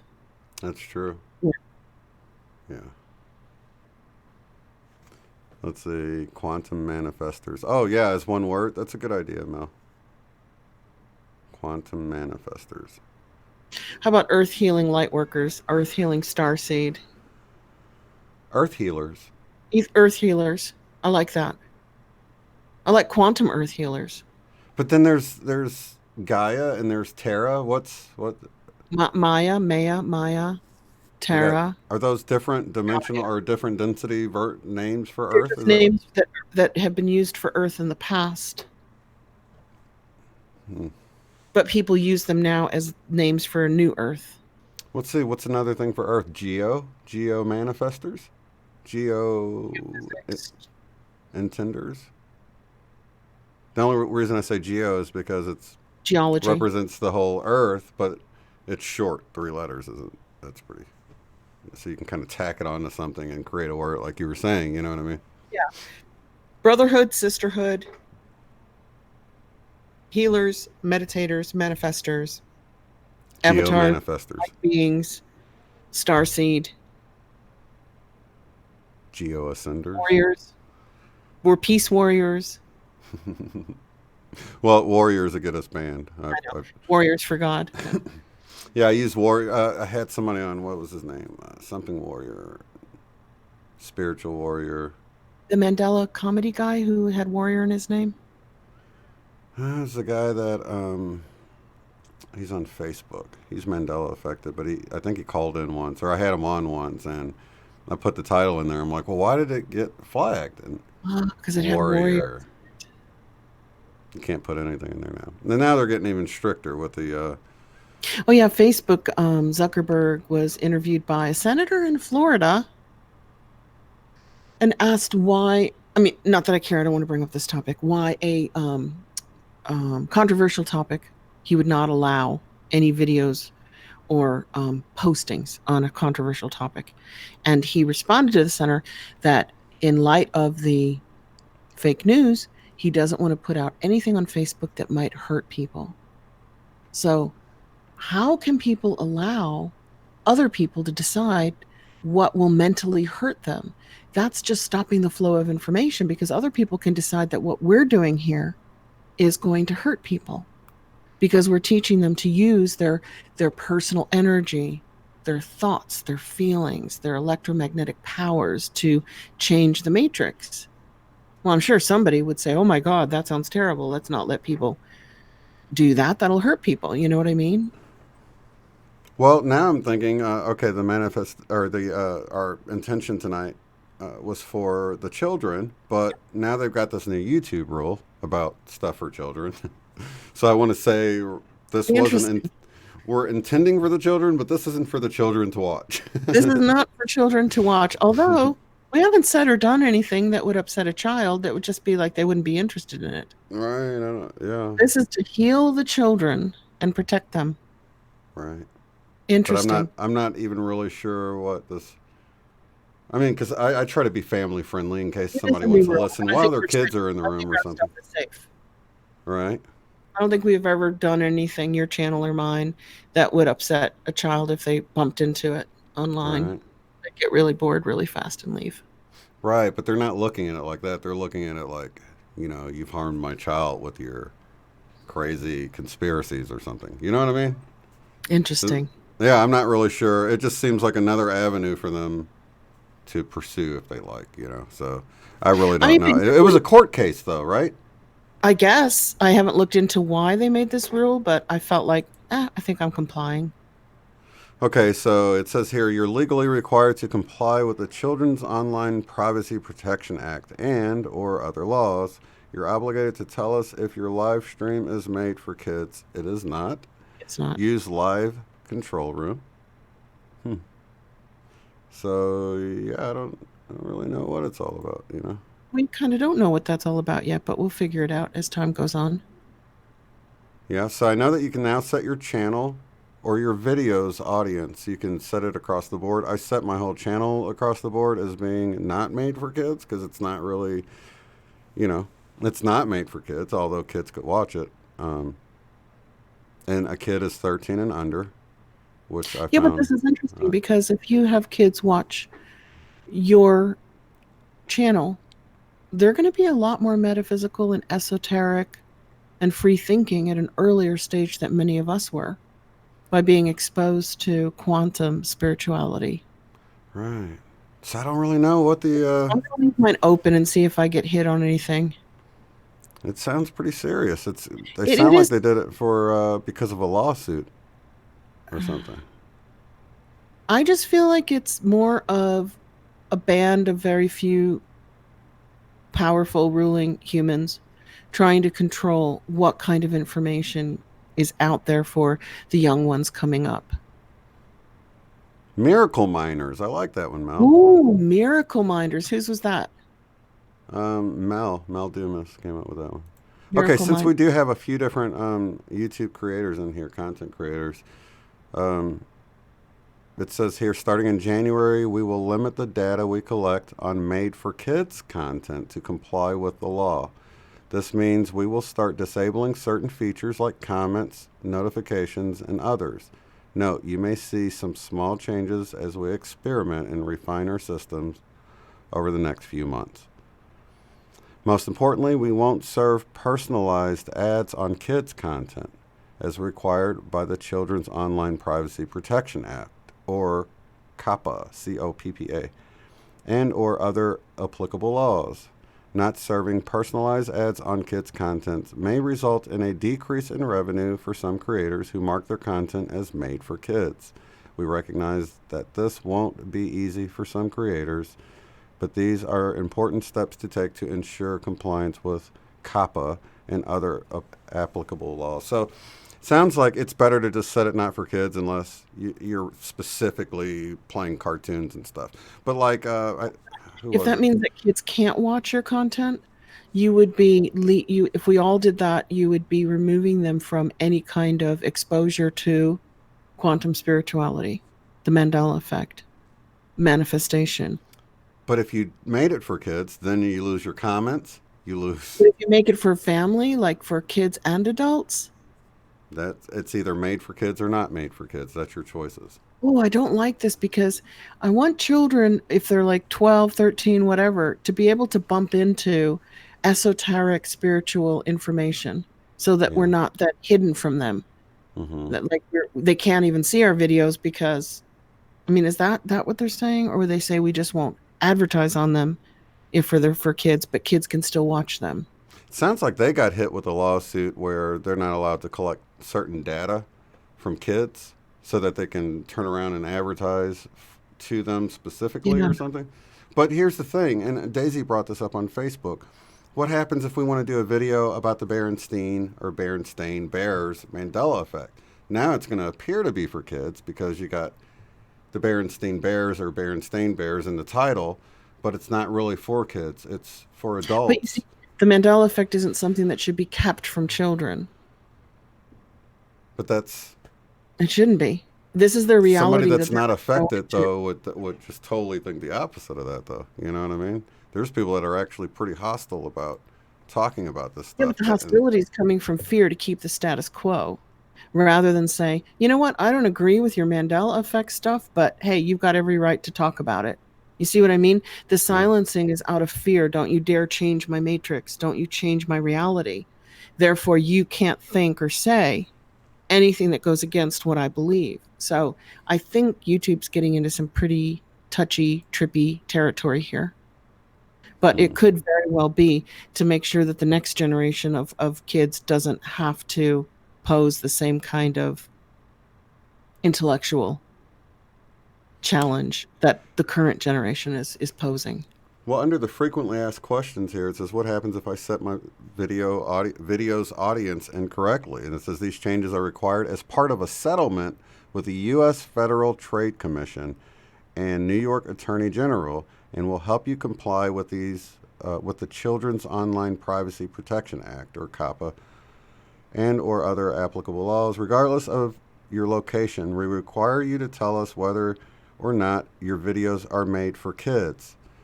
So it sounds like if you're targeting kids, sounds like you would put it on the other thing if you're not actually just trying to put out cartoons for kids. Yes, and it sounds like they're doing it so that they can put appropriate ads on your video. It sounds like they're putting non-appropriate ads on videos for children. And it sounds like a settlement they had to go through because they slipped up. But I can also see them turning it around and using it to their benefit, you know. Well, I'm going to keep mine open for kids because I would like kids to bump into information that empowers them. But it's not that you're leaving it open for kids. It's saying that you're actually making it for kids. Yeah, I wouldn't say that. So you're either making it for kids or you're not making it for kids. I'm not making it for kids, but I don't mind if kids watch. So I don't think it's going to be as big of a deal as people are making it out to be here. I think they're just covering their own backside on this one. Yep.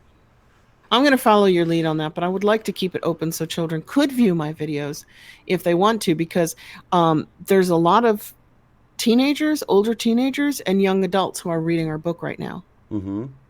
because of And my family. they do define children as 13 and under. So Oh, okay. so it's Oh, not like 14, 15, 16-year-old. yeah, You're cool with that, 18, like, right? the cutoff would be 18, so anybody under 18. Okay. All right. Mm-hmm. Gotcha.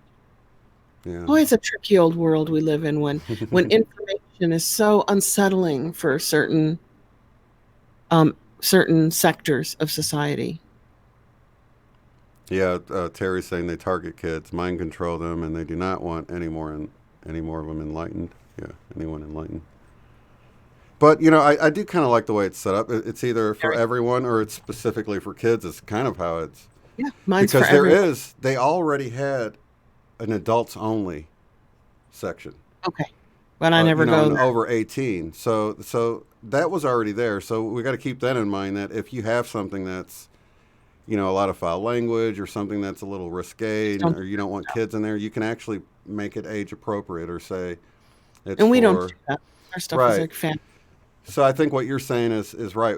It will just be for general audiences if you don't say it's just for the kids. Like if it's a cartoon or a Blue's Clues episode or something like that, that's really targeted at just kids and adults aren't going to I watch think it. they're So getting in trouble for putting the wrong kind of advertising on videos that are targeted to younger kids.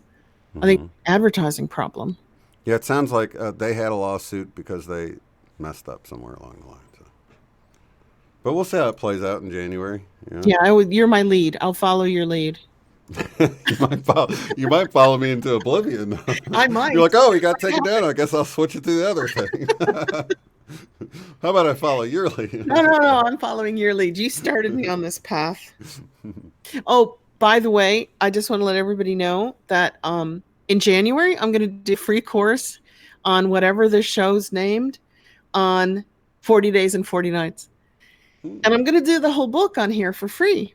But I'm Oh, also nice. uploading it as a $9 book and a $6 Kindle called 40 Days and 40 Nights. And Okay, so you'll have print and yeah, ebook version. and I'm That's going to do nice. it free on our show for anybody who wants to do it. They don't have to buy the book, but I'm also going to put it out to the world because it's an actual manifestation system that I learned in 1990 that is incredibly effective. It's the one we talked about in January Yeah, this we year, talked right? about it many times. While you were away doing the conference, I wrote it down, and it's 90 pages. So I have a little workbook that I want to publish, and I'm going to ask Shane to do a really cool cover for me that reminds you of like the Nag Hammadi texts or the Dead Sea Scrolls, something old. And I'm telling you guys, the information about the number 40 is all over Hindu, Chinese, Middle Eastern, Abrahamic, Tibetan religions. So the number 40 is significant. So I ran into a guy here. It was where we were going to have the Tulsa get together last year on 11/11, and we ended up doing it somewhere else. But if you remember, I went in for those or the aura those are pictures. photographs, yeah. Right. Well, that place, I was talking to the guy in there, and we were talking about how 40 comes up a lot in the Bible, and he was like talking about how actually when it said they wandered the wilderness for 40 years, and Jesus went out and fasted for 40 days, that it wasn't actually the number 40. He was saying it just meant many days. Yeah, And it got it meant translated an into. epic. It meant a generation. Mm, They used 40 to represent a generation, so it must have reflected the shorter lifespan that humans mm-hmm. had 2,000 years ago, I'm Mm-hmm. guessing. Well, I don't know. It's like probably childbearing. I mean, you might live 70 years, but you're probably going to start your next generation in your 30s or 40s, right? Right. Back in the day. Actually, they probably started pretty young back then. 40 has some fascinating facts. The pregnancy of a human being is 40 weeks. It's not 9 months. It's exactly 10 months in the Hindu calendar of lunar months, where Hmm. every month is 28 days. A human pregnancy is exactly 10 months, which is 40 weeks. Hmm. So I 40 always wondered that if it's 9 or if it's 10. Like if it's 9 is full right in the months. middle. Yeah, Yeah. I know. Oh, okay. So it's like 9.5 You're months 9.5, technically. yeah, because our calendar is totally messed up. Right.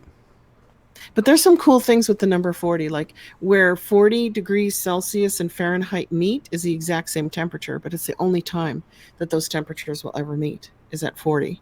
Oh, you mean with Fahrenheit and Celsius? A rainbow cannot be seen unless the sun is at or below 40 degrees from the horizon. Once it gets above 40 degrees of the horizon, the rainbow might be there, but you can't see it. Unless you're like off the ground, or if you're off the ground maybe, or something. You have to change your perspective for it to become visible or something. Yeah, there's some fascinating 40 tips. And we want to catch 40 winks. Life begins at 40. 40 has got some iconic, symbolic, sigil, spelling magic to it that might have started out as many, many years. It might have just meant many years. A very long time. That's interesting how something can get changed like that, though, and changed into an actual number when maybe it didn't actually mean an exact number at some point. Yes, and if you go into numerology, it gets even more interesting. So I figure I'll probably every show read it's so many short pages, read 2 pages from it on every show so that you get the book for free and you get the skills for free. But you also learn things like numerologically 40 is 4. They carry the same vibration because 40 is 4 plus 0, which is 4. Right.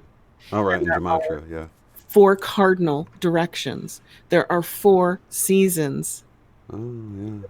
4 is a very, very important number for quantum material in the matrix. The very quantum building number.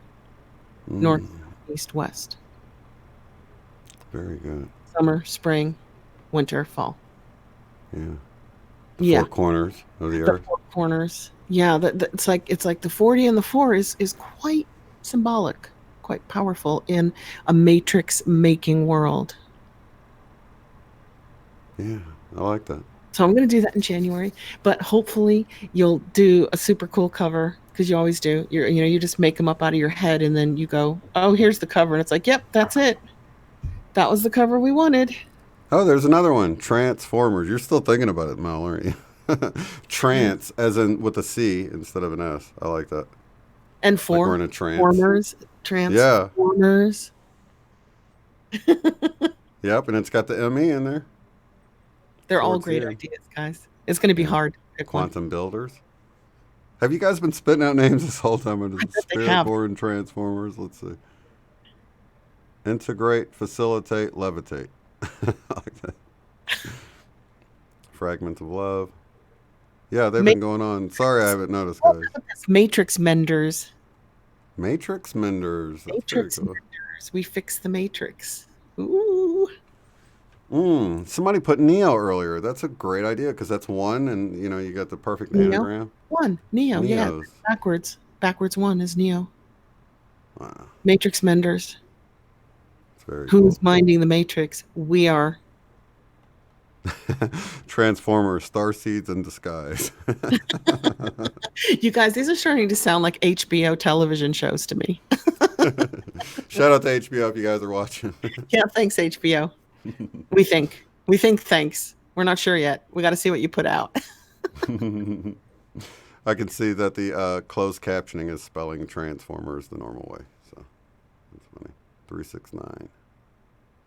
Let's do Tesla math. Let's just call our show 369. We know we'll get good viewers.